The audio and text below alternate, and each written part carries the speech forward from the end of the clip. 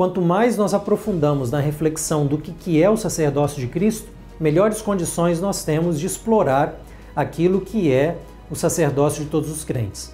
Se a doutrina do sacerdócio de todos os crentes implica que todos nós somos sacerdotes, então, basicamente, o corpo de Cristo é um corpo de pregadores.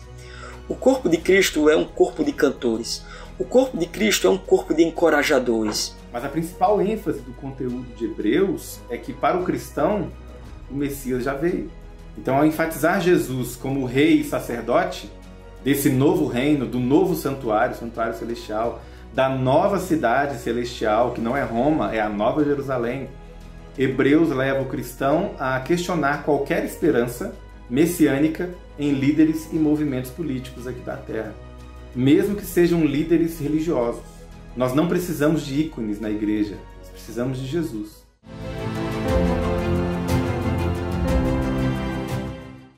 Por que a gente está confiante de que a nossa relação perante Deus está ok? Que perante Deus a gente não é condenado? De acordo com Hebreus, no capítulo 6, essa confiança vem do fato de que Jesus Cristo nos conduz até o outro lado da cortina. O santuário celestial é o lugar onde o Pai Celestial nos outorga bênçãos em Cristo, bênçãos espirituais, bênçãos salvíficas, que vêm desde antes da fundação do mundo até o momento presente e indo até o futuro da nossa herança. Os nossos sacrifícios não são para produzir salvação. Isso é exclusividade do sacerdócio de Cristo. Mas os sacrifícios que nós oferecemos são sacrifícios de adoração, sacrifício de louvor. E aqui o louvor está ligado aos lábios que confessam o seu nome. Existe um grande desafio na vida de todo cristão, que é o de harmonizar suas crenças doutrinárias e seu relacionamento com Deus no contexto de seu dia a dia, em sua rotina de vida prática. Muitas vezes, parece haver um abismo entre uma teoria religiosa e aquilo que realmente importa na hora de encarar as atividades profissionais, as relações familiares e o restante dos compromissos que acumulamos. Se isso já não fosse desafiador o suficiente, a religião ainda apresenta conceitos como o santuário e o sacerdócio de Cristo. Como isso pode ter qualquer tipo de relevância para nós?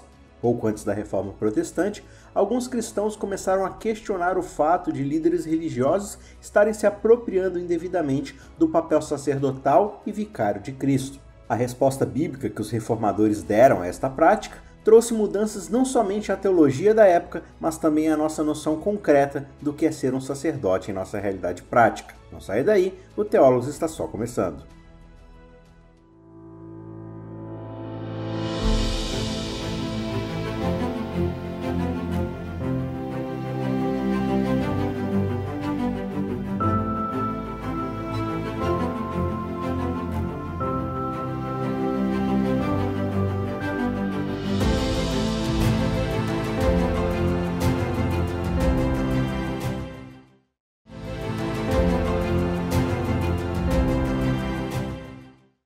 Uma outra maneira de ver a relevância do santuário celestial para a minha vida é estudando o livro de Efésios, onde aparentemente não aparece a palavra santuário celestial, mas alguns indicadores mostram a presença do tema do santuário celestial. Efésios é um livro que está baseado, montado em cima de um pensamento do Antigo Testamento que é encontrado no Salmo 68.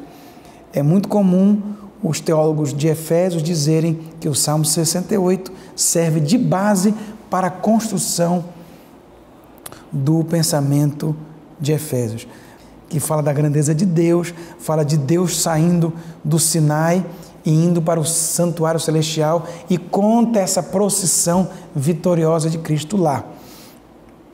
E nesse salmo aparece especificamente, com um dos poucos lugares, a palavra celestial, não é? Epurânios, na Septuaginta. E essa expressão, então, Paulo usaria aqui em Efésios para se referir a essa habitação divina, lugares celestiais. E você tem no capítulo 1 e o verso 3, no capítulo 1, verso 20, no capítulo 2, o verso 6, no capítulo 4, verso 7 e no capítulo 4, verso 10, menções de céu ou celestial ligados diretamente a algo que acontece no santuário ou na morada de Deus. O lugar mais claro de se ver isso é no capítulo 4 e o verso 8, que diz assim: por isso diz, quando ele subiu às alturas, levou cativo o cativeiro e concedeu dons aos homens. Essa é uma citação direta de Salmo 68. É uma citação não apenas do verso 18 desse salmo, mas do salmo como um todo, porque no verso 18 diz assim: quando ele subiu às alturas, levou cativo o cativeiro e levou, e lá não fala concedeu dons aos homens. Concedeu dons aos homens é uma terminologia que vai acontecer no verso 36. Então essa citação é do verso 18, mas não apenas do verso 18, tem em vista todo o salmo. E quando eu vejo aqui, quando ele subiu às alturas, lá em Salmos 68 é uma referência à saída de Cristo do Sinai, em sua procissão celestial para o santuário celeste. E no verso 36 diz que Deus é maravilhoso no seu santuário, de onde ele dá poder e força para o seu povo. É interessante no texto de Hebreus que a nossa âncora firme é que Jesus ofereceu sacrifício por nós. Essa é a ideia. Por isso que nós somos herdeiros da sua promessa. Por que a gente pode estar confiante, por exemplo, na nossa salvação? Por que a gente está confiante de que a nossa relação perante Deus está ok? Que perante Deus a gente não é condenado? Por que a gente pode estar confiante? De acordo com Hebreus, no capítulo 6, essa confiança vem do fato de que Jesus Cristo nos conduz até o outro lado da cortina, porque essa é uma metáfora do Antigo Testamento, né? O sumo sacerdote entrava no Santo dos Santos uma vez por ano. Ele entrava no Santo dos Santos. E quando ele entrava no Santo dos Santos, ele fazia a mediação, representando o povo perante Deus. É interessante, ele entrava numa corda, porque existia uma série de critérios. Caso o sumo sacerdote não cumprisse algum daqueles critérios, ele poderia ali ser fulminado, né? Porque o que era que Deus queria mostrar com isso, né? Que a santidade dele deveria ser levada muito a sério. O que é que você tem aqui no contexto de Hebreus 6? Você tem uma dinâmica interessante. A gente pode ter a firme confiança. Por quê? Porque a pessoa que levou o nosso outro nome para o outro lado da cortina é Jesus Cristo. Ele levou o nosso nome para o santuário interior. Ele levou o nosso nome para o Santo dos Santos. Ele entrou ali por nós. E aí ele se tornou sumo sacerdote segundo a ordem de Melquisedeque. A noção aqui é que a gente pode ter a confiança de que os nossos pecados estão perdoados. Por que a gente pode ter a confiança de que os nossos pecados estão perdoados? Justamente por causa da dinâmica do santuário. Porque Deus faz essa mediação. E Jesus Cristo está fazendo essa mediação pela gente. Talvez uma ideia aqui seja interessante para a gente entender a metáfora aqui. Pensa no seguinte. Uma pessoa ela chega e diz: não, pede tu, já que é tua mãe. Eu não vou pedir não, mas tu que é filho, pede, porque aí é mais fácil tua mãe te dar. Então você tem essa dinâmica aqui, né? Jesus Cristo é o sacrifício perfeito que foi oferecido uma vez por todas. E agora ele está aplicando os benefícios disso em nós.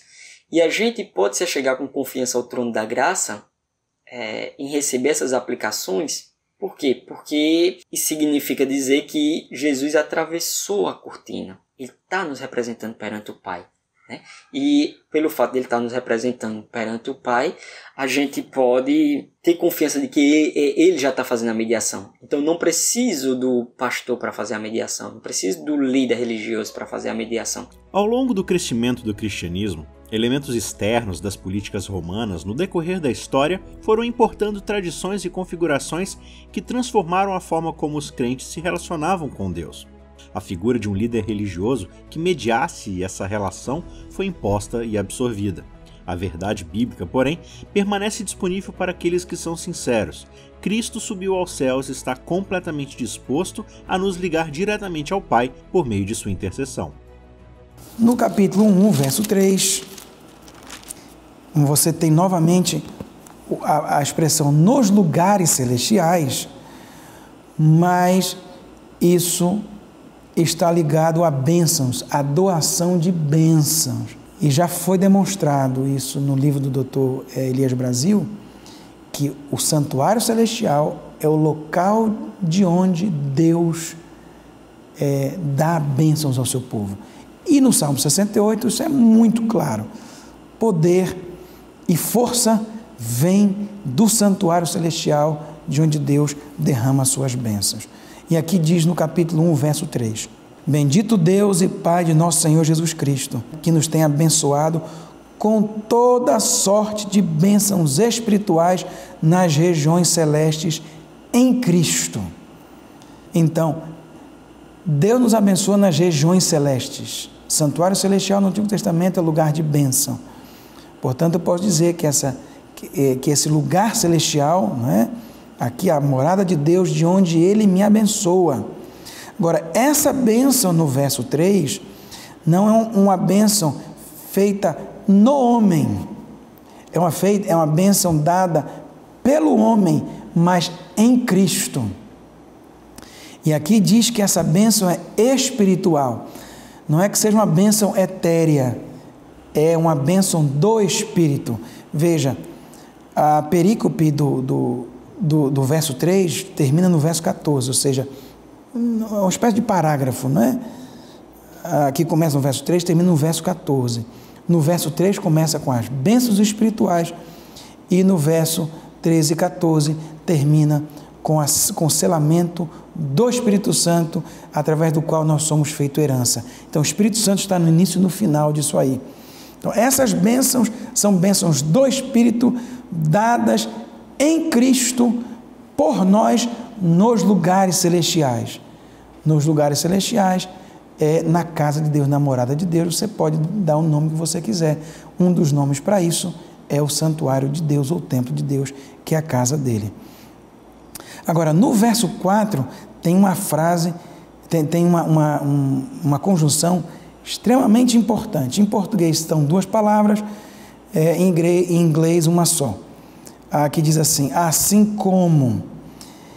Eu preciso ler tudo novamente para que você entenda esse assim como. Bendito o Deus e Pai de nosso Senhor Jesus Cristo, que nos tem abençoado com toda sorte de bênçãos espirituais nas regiões celestes em Cristo, assim como.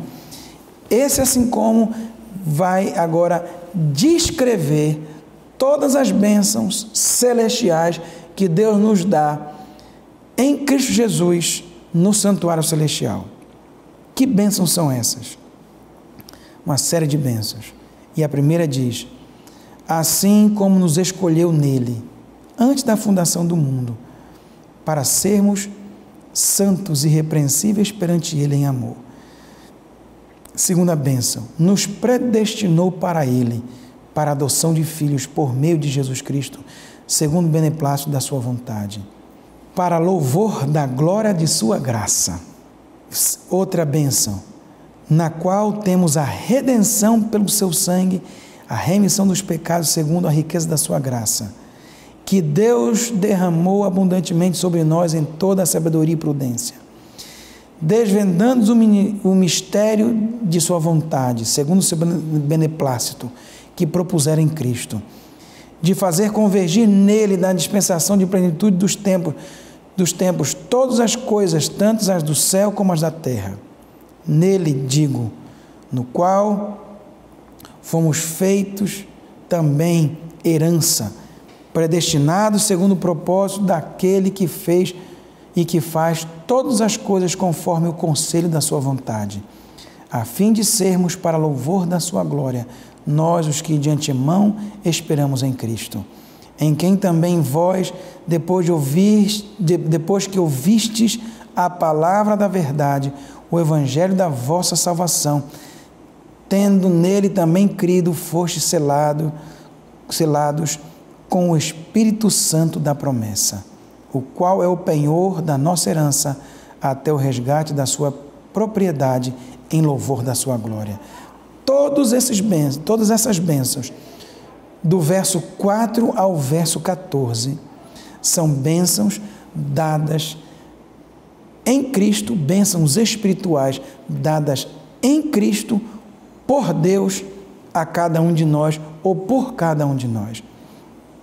Então, no capítulo 1, verso 3, o santuário celestial é o lugar onde o Pai Celestial nos outorga bênçãos em Cristo, bênçãos espirituais, bênçãos salvíficas, que vêm desde antes da fundação do mundo até o momento presente e indo até o futuro da nossa herança, como resgate de sua propriedade em louvor da sua glória. Então, o santuário nos traz bênçãos antes da fundação do mundo até depois do final do pecado. E essas bênçãos, novamente repito, são dadas em Cristo no santuário celestial. Eu as recebo em Cristo, estando em Cristo. Essa é uma expressão que em Efésios, no primeiro capítulo, aparece o tempo inteiro, em Cristo, por Cristo, em Cristo. Porque as bênçãos espirituais do capítulo 1, verso 3, são dadas no santuário celestial, bênçãos espirituais dadas por Deus em Cristo. O vocabulário de Hebreus, como a gente já conversou, não chama os crentes explicitamente de sacerdotes, mas usa a linguagem dos crentes entrarem no santuário com base na entrada de Cristo, como precursor que entra no santuário e de alguma maneira nós entramos também com ele. Essa não é uma imagem completamente distinta daquilo que nós vemos no Antigo Testamento.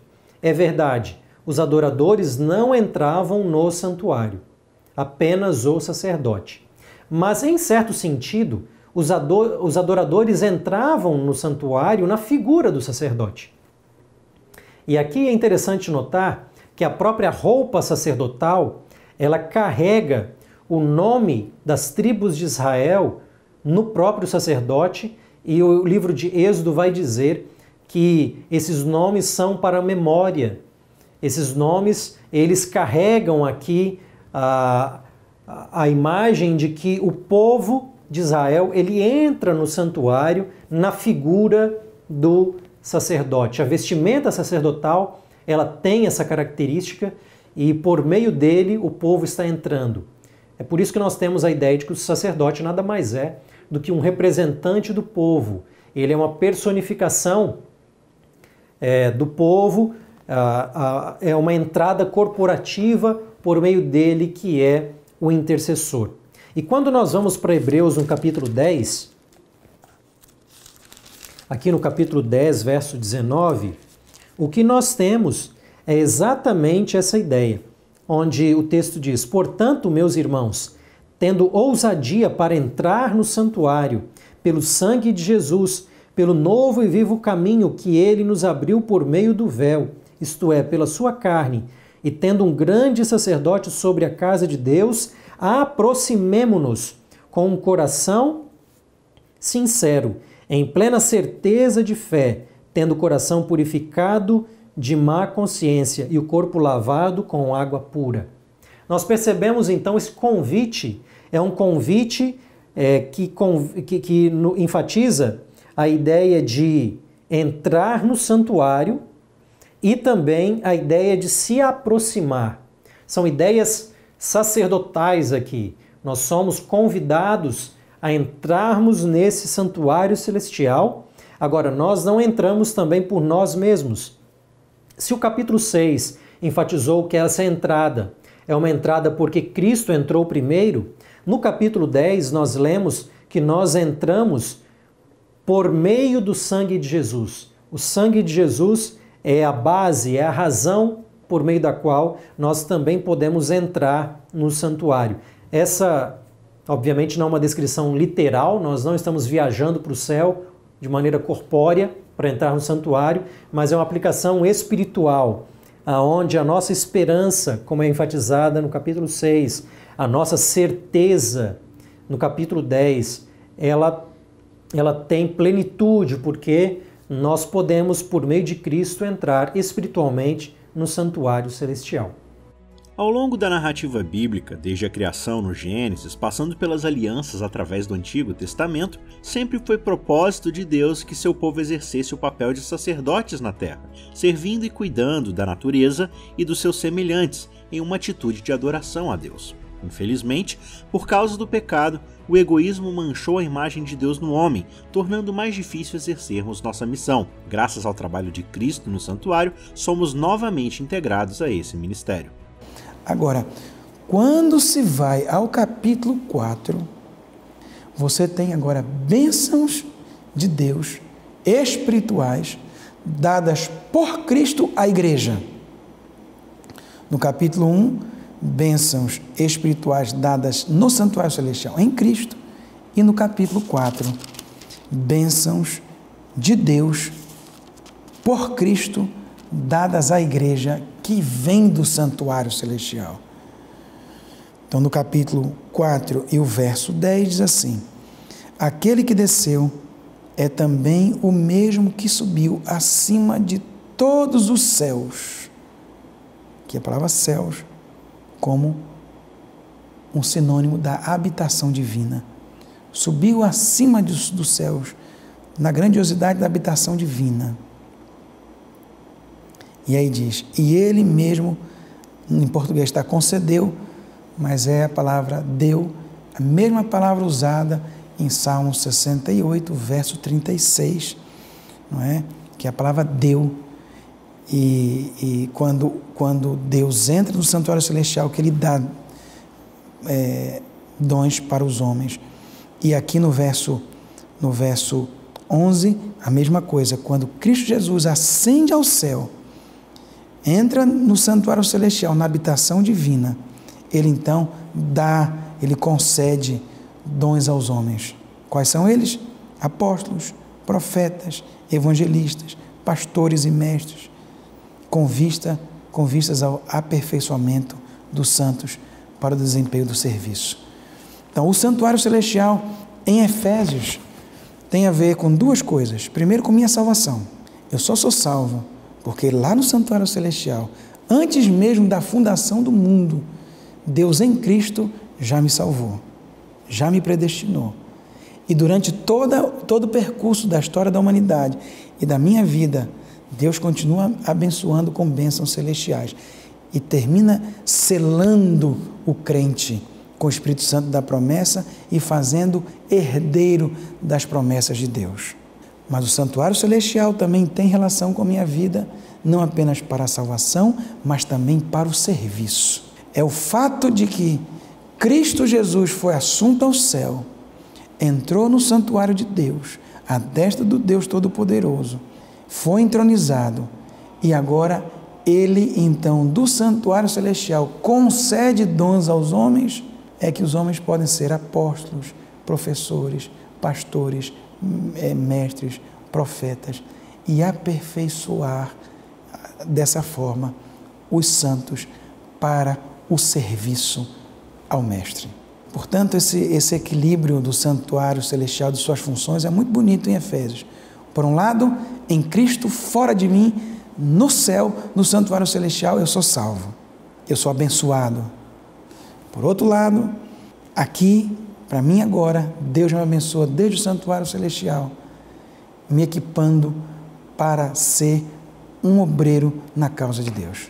Porque Cristo está ali, nós somos convidados a entrar na sequência.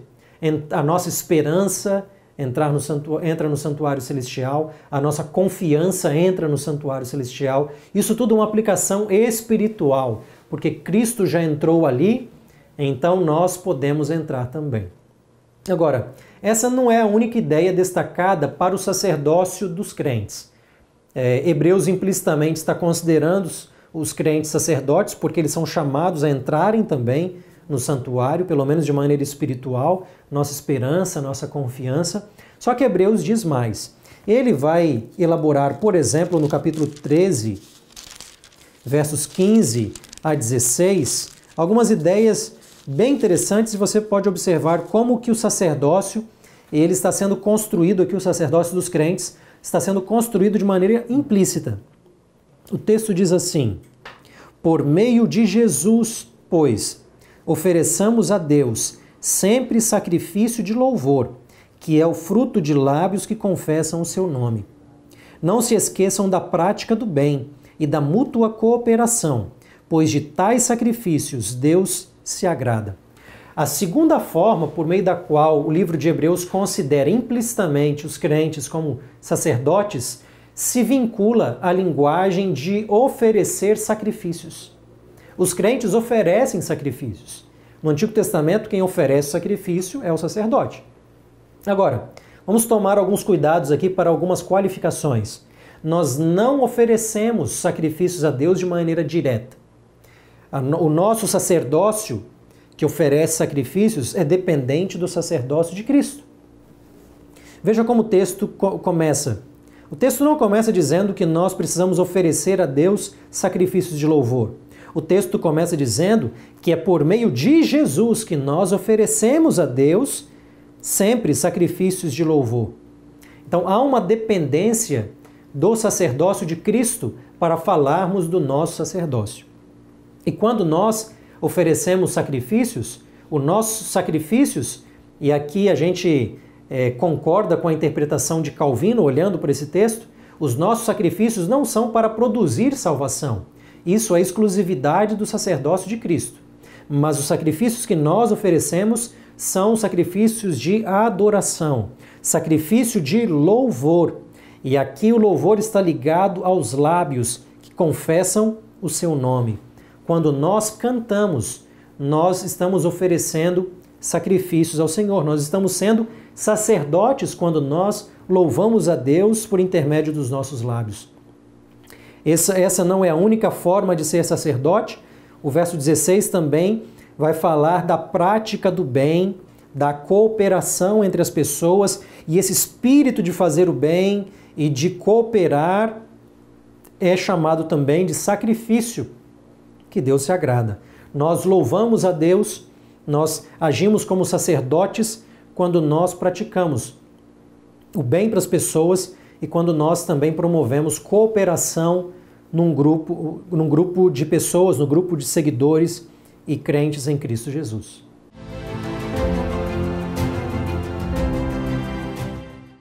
Aqui no Apocalipse nós vemos que os crentes também são constituídos como reino e sacerdotes sobre a terra, com base naquilo que Cristo faz. Eu não somente adoro a Deus quando eu estou na igreja louvando. Quando eu estou na igreja louvando, isso é uma adoração de um certo tipo. Quando eu estou trabalhando, eu estou adorando a Deus de uma outra forma. São duas formas diferentes de adorar a Deus, mas são formas de adorar a Deus. Então, eu adoro a Deus com tudo que eu sou. Jesus Cristo espera que, nesse programa de discipulado que Ele estabeleceu para o seu povo, que nós possamos fazer o trabalho de resgate, de irmos atrás daqueles que ainda não o conhecem e dizer, olha, Jesus ama você. É uma maneira muito bonita de nós enxergarmos a nossa vida cristã nos termos de um sacerdócio onde nós servimos e adoramos a Deus por meio da nossa resposta de louvor àquilo que Cristo fez em nosso favor.